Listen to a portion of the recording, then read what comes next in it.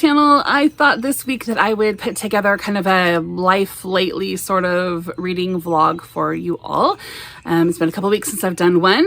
The last week or so has been pretty chill, but there's a couple things on here. You know, my daughter and I went shopping, did some nostalgic things there, and we went to the movies. Anyway, you'll see. But intermixed with the vlogging are my thoughts on the things that I have read this week. And so hope you all enjoy.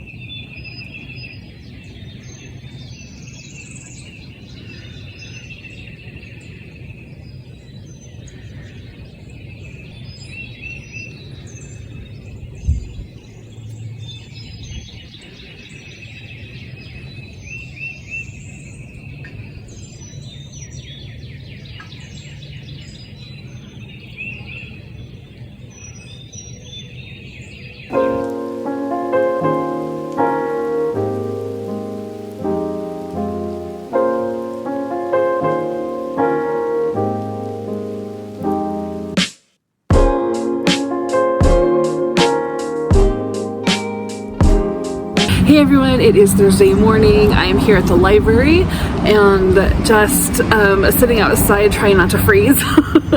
It said it was like 67, but the wind is really howling, so it's a little chilly here in this shady part of the porch. But I'm here just kind of working on some random things. I'm wanting to update my reading goals journal. I need to write out my new spread for April, and because I'm planning on making that video tonight to talk about what I read in March. So I want to write all that out and make my spread. And then I have a couple of other video ideas that I want to write out. And I also need to start on my journal for the old school April. That I'm doing, you know, this like with my shopper keeper and all that. Because every other day there's a journal prompt. And so I have a journal. Actually, I was going to show you guys. I put in my Trapper Keeper the Lisa Frank notebook that I bought a while back. I bought a few of these and wasn't exactly sure what I wanted to do with them, but I definitely wanted them because they're super cute and super nostalgic, right? So that is going to be my journal for old school April for this month. And so I'm just going to kind of go through those papers and plan all that out. And then I think after my daughter and I are done with some errands today, we're gonna go over to Five Below because she told me about how they have a bunch of like 80s era like stickers and other things that she thinks I would really like. She bought me some strawberry shortcake stickers there a few weeks ago, and she said there was Rainbow Bright, so hopefully those will still be there when we go. But we're gonna go check that out because a lot of the prompts for this journal portion of old school April, a lot of the journal prompts do prompt you to write about nostalgia, like things from your childhood, right? So I thought it would be fun to have some of those stickers to go in there. So we'll go over to Five Below and see. I've never been in there before, but she keeps telling me how I will love it. So we'll go in there and see what it's like. But you know, most of my day today is just doing errands and just planning for the things that I want to do tonight. So on Thursday nights, usually I go to Bible study, but tonight one of my daughters needs help with some places she needs to go, stuff she needs to do. So I need to drive her around. So I'll have to miss my Bible study, but when we are done with that, I'm planning on coming home and doing some filming. So I just want to get that all, you know, ready, everything ready so that I can just sit down and batch film a bunch of stuff and use my night, you know, well.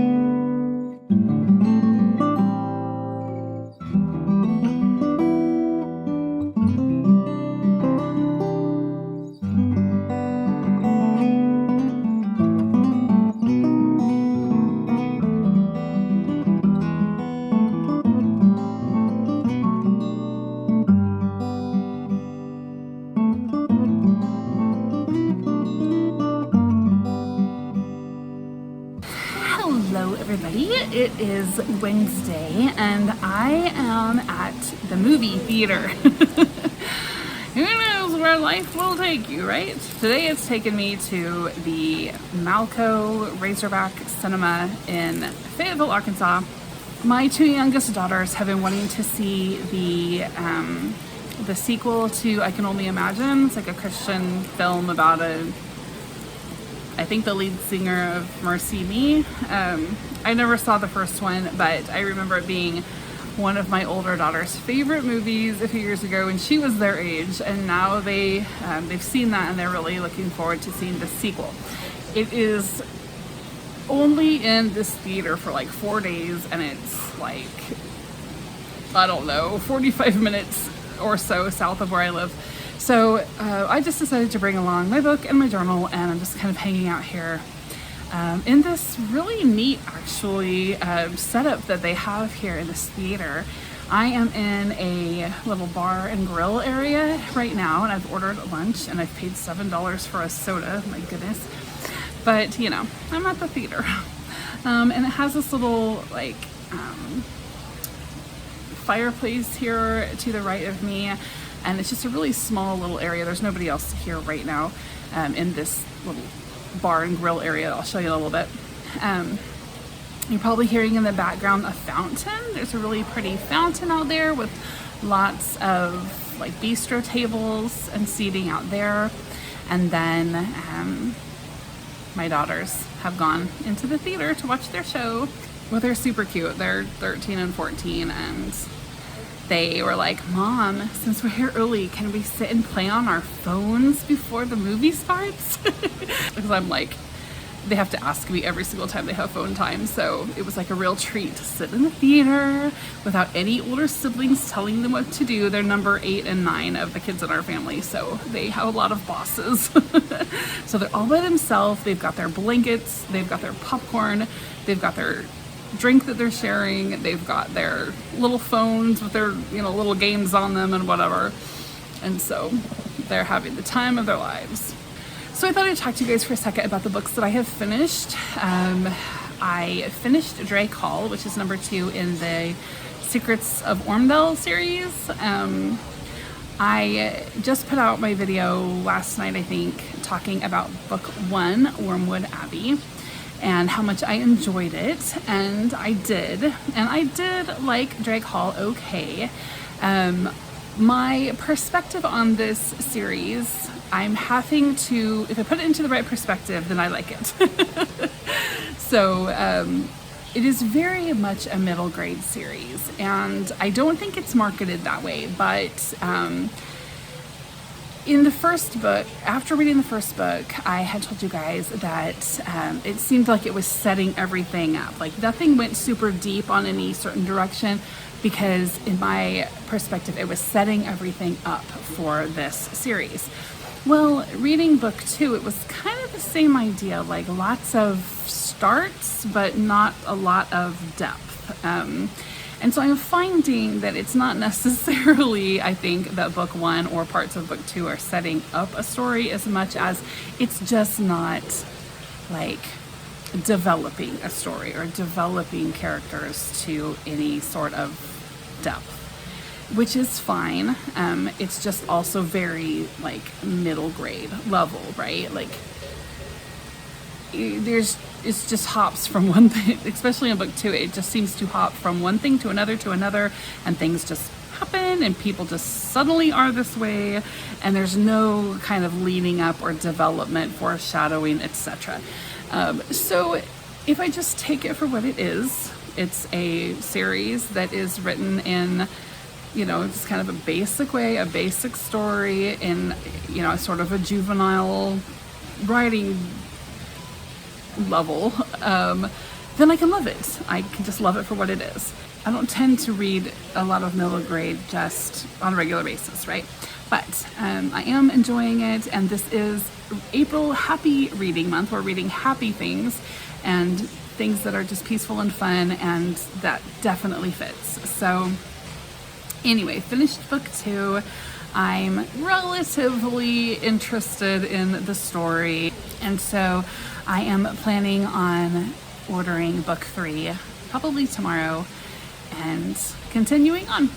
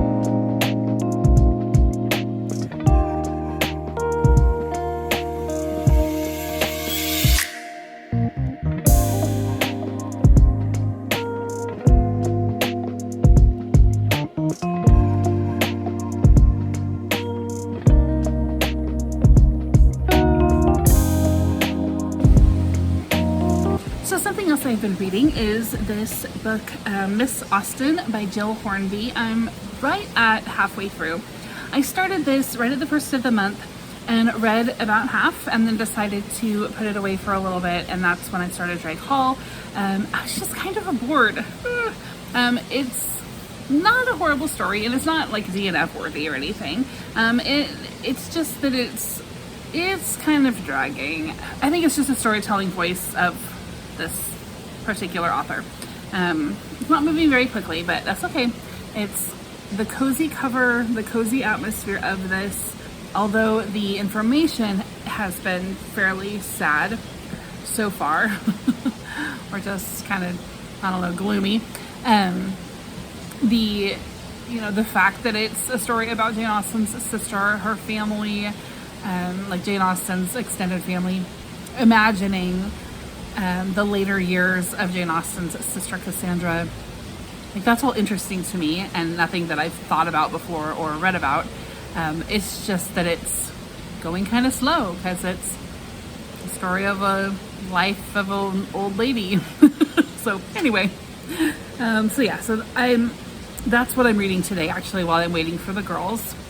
And I will finish it, and I'll finish it this month, but I don't hate it. It's just not like super gripping, and I think one of you did tell me that it's not super gripping, so it's okay. And then another book that I've been reading is Agatha Christie's biography. I'm like 66 pages into this, I think, and I'm loving it, and I love her. I just think she is a fantastic person.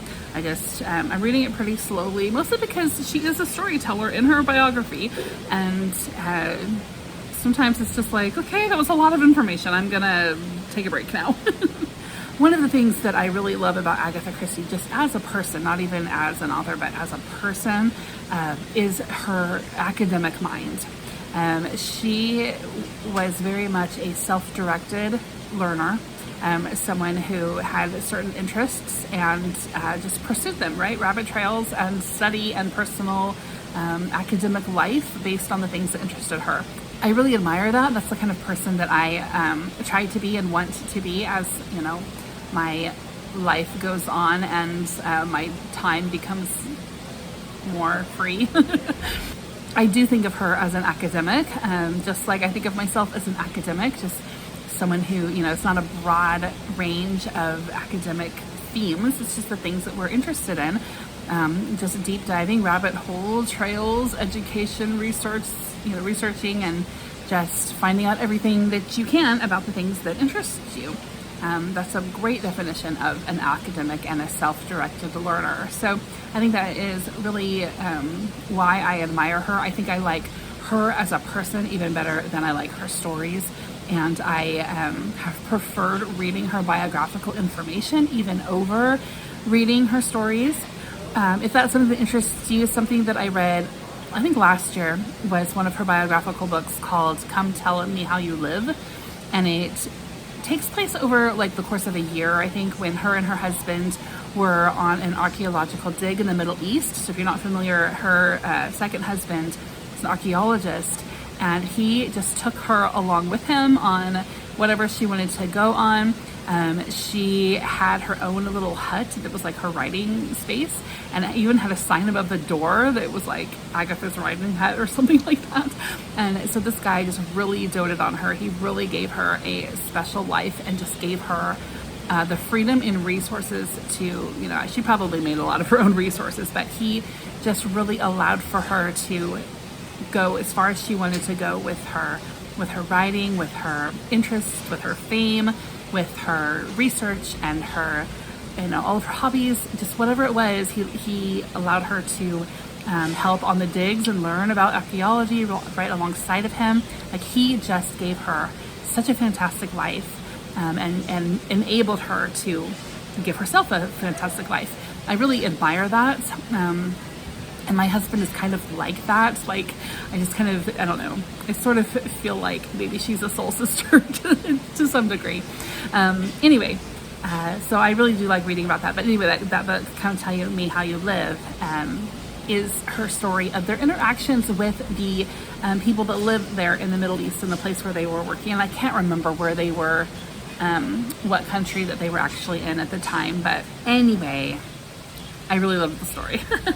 All right, and then this book I started last night, which I'm only saving for particularly cozy circumstances, and that is Magic Elizabeth by Norma Kassirer. I've talked about this before, about it being my favorite childhood book. It very much is, and I have not read it since 2021, when I read it with my youngest daughter. So I'm not reading it in any circumstance where I could be like distracted, or it has to be like super cozy. So I read it a little bit before bed last night, and then I'll probably read the rest of it tonight before bed. But it's not something that I really want to read here, because like I've got Sarah Huckabee on the TV, and I've got, you know, booming noises from the theater behind me and that kind of thing. And it's just, I don't want any distractions. I just want to enjoy the book, because like I was thinking last night when I opened it up and started reading again, I was like, I wonder how long it will be before I read this book again. Like, this might be the last time for a long time. I don't know why I thought that, but I did. So I want to enjoy it. So that's where I'm at with reading. I think the girls probably have like another hour on their movie, so I'm going to read some more of Miss Austen. For now, I'm going to get off of here and read as much as I can before the girls get done.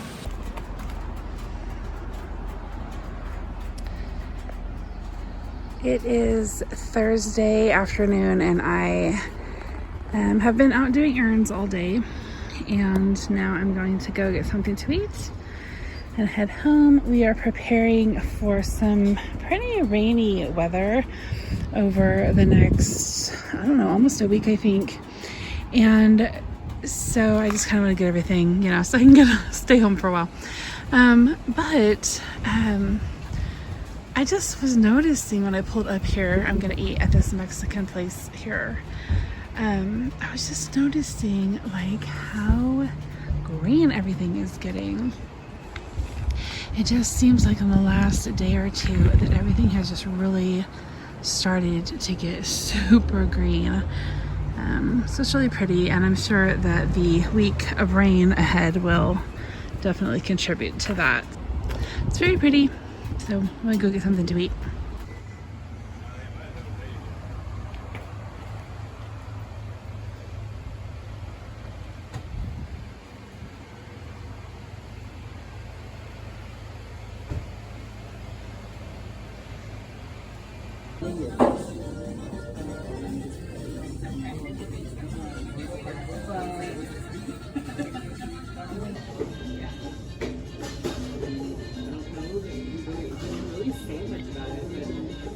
Good morning, everybody. It is Saturday morning, and so I thought I would come out here and talk to you guys about the last two books that I finished up and get this loaded for you all to watch this afternoon.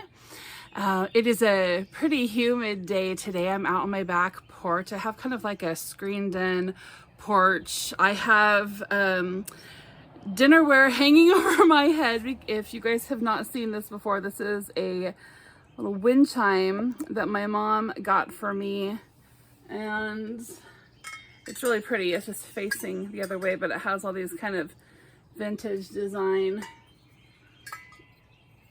elements to it.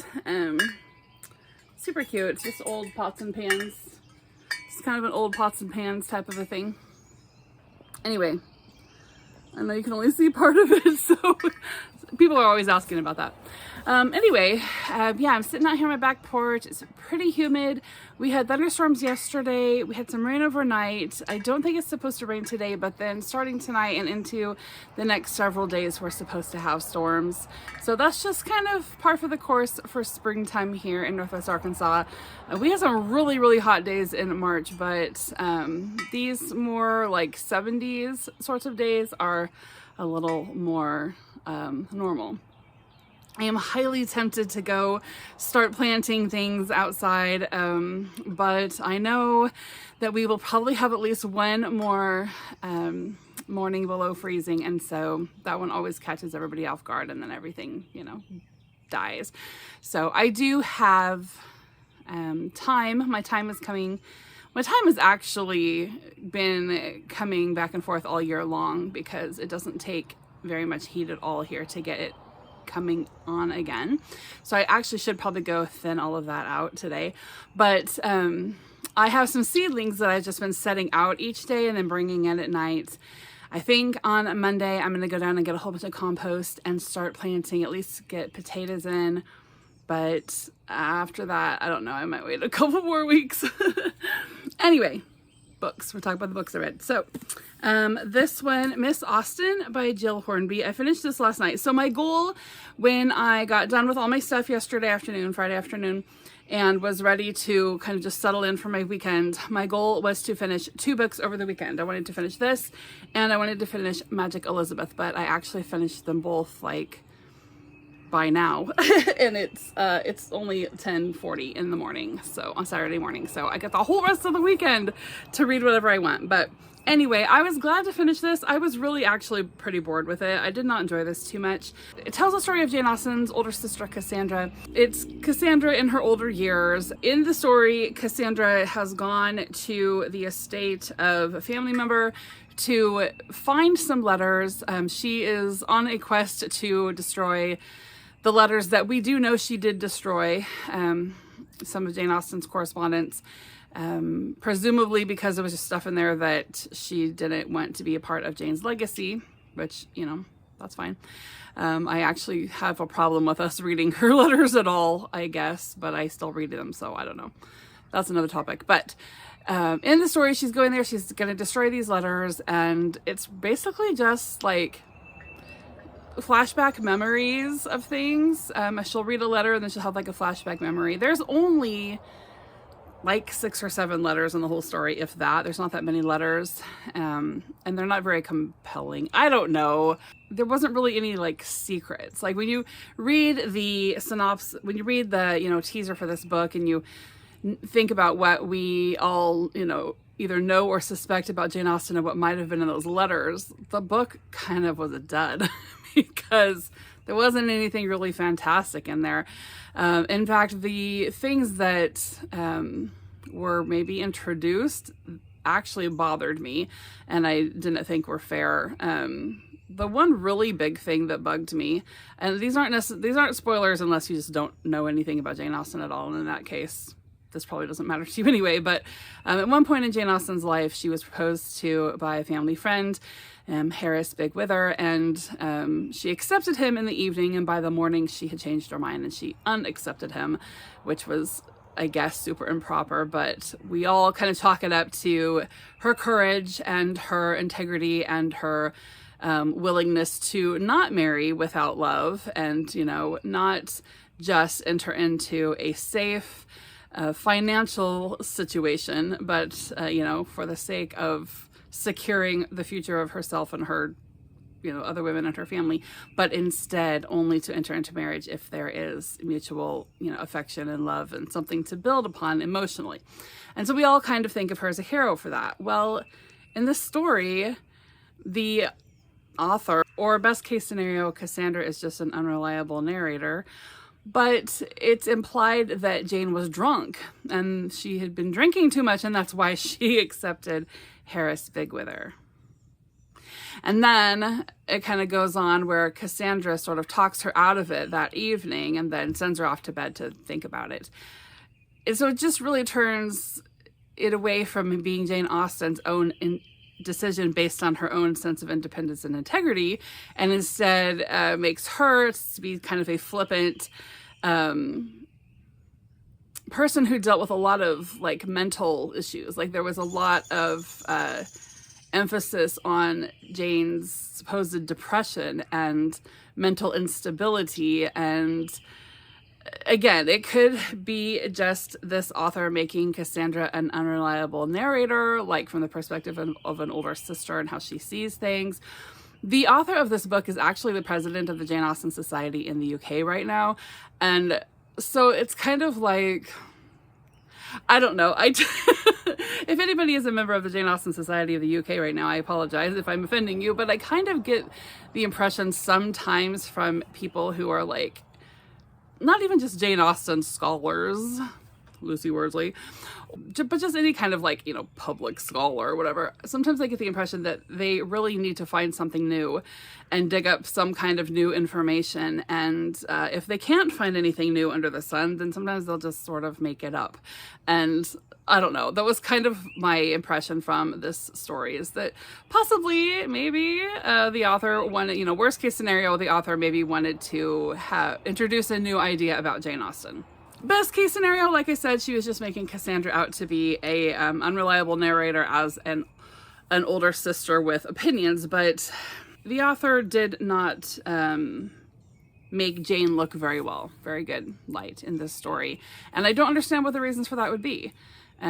Cassandra never seemed to have any issues with Jane. There's no record that I know of Cassandra and Jane having any kind of rivalry, or they seemed to be the, dearest people on earth to each other. And so to introduce either Cassandra as an unreliable narrator, to therefore be sort of jealous and bitter towards Jane, to say these things about her having, mental instabilities and having been drinking and all these different things. She brings up drinking a couple of different times, which is interesting for, what we know of the B's clergymen daughters and walking the straight and narrow.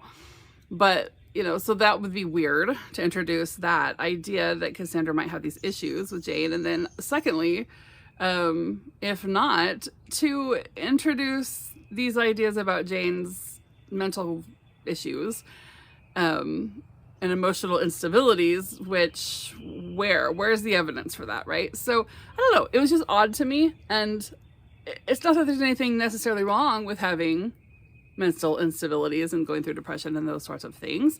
It's just that I would like the evidence to see that, because that changes our perception on a lot of things concerning Jane and the things she wrote, if we're going to introduce deep depressions or tendencies towards drunkenness like this author did. I don't know. It was just weird.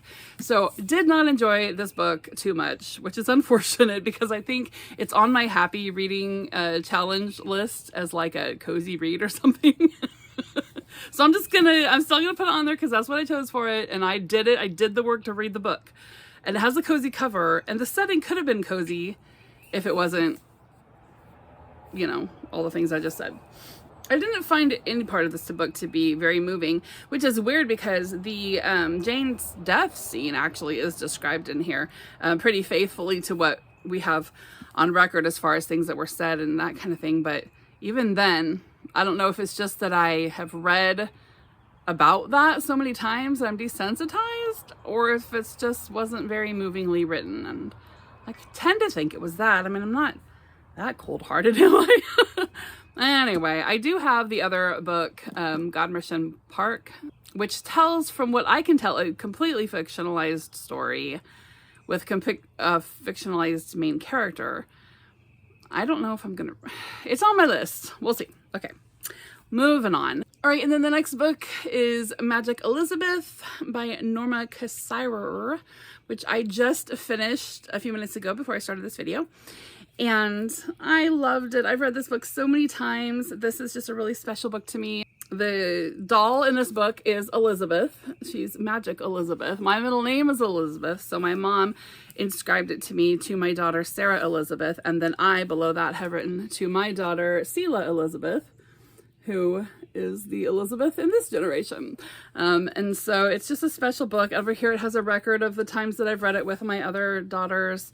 I just have one daughter not written in here. So she's 17, but I know she'll still read this with me. So we need to read this before I hand it over to Sela for good, which actually probably isn't going to happen in my lifetime, but you know. Anyway, I adored this book. This time when I read it through, I was thinking about how much of my nostalgia for this book is kind of infused with my own like memories of my childhood. For one thing, the doll on the front cover right here is like one of the main characters in this story. And I have always imagined this doll to have dark black ringlets, because the doll has ringlets in the picture. And so I've always imagined her to have black ringlets. Well, when I was reading the story, her ringlets are gold, like yellowy gold, like, you know, supposed to be blonde. And so I got to thinking about like, why have I always thought that they're black? Well, that's probably because of Debbie Baby. So this is Debbie Baby. And she is, her and I have the same winky eye problem. She is my mother's doll from when she was little, and I've had her since I was little. Her little outfit here is this white dress that I always loved. I think mostly because of the contrast between the white dress and the pretty red flower there. And then she has this little coat. I don't know if these clothes were on Debbie Baby when my mom was a kid, or if we put these on in the 80s when I was a kid. Mom will have to let us know. But Debbie Baby's fingernails and her toenails were painted by my mom or somebody in my mom's generation. And Debbie Baby has this dark hair. She's been sleeping for years. It's a little matted, but it's all right. She's our beautiful little dolly. But I think that's probably why I always imagined the doll Elizabeth to have dark hair, right? Because the book was my mom's, Debbie Baby was my mom's, like, I don't know. Anyway, other things, at one point it talks about the little girl character in this book, Sally, making hollyhock dolls and like getting down and blowing them across the grass, and they would kind of dance, you know, in their little petal dresses. And so it made me think about when I was a little kid. I probably was like, I don't know, I had to have been no older than 8. I was like 7 or 8. And my grandma Betty, which is my mom's mother, we were at my great-grandmother's house, which is my grandma's mother. We were over there, and she had hollyhocks growing across the driveway. And so my grandmother taught me how to make the little hollyhock doll as well. And so I always think about that, or I think about that day. Sally has miniature tea sets. She has tea parties with her dolls, which my mom always made sure that I had a miniature tea set as a kid.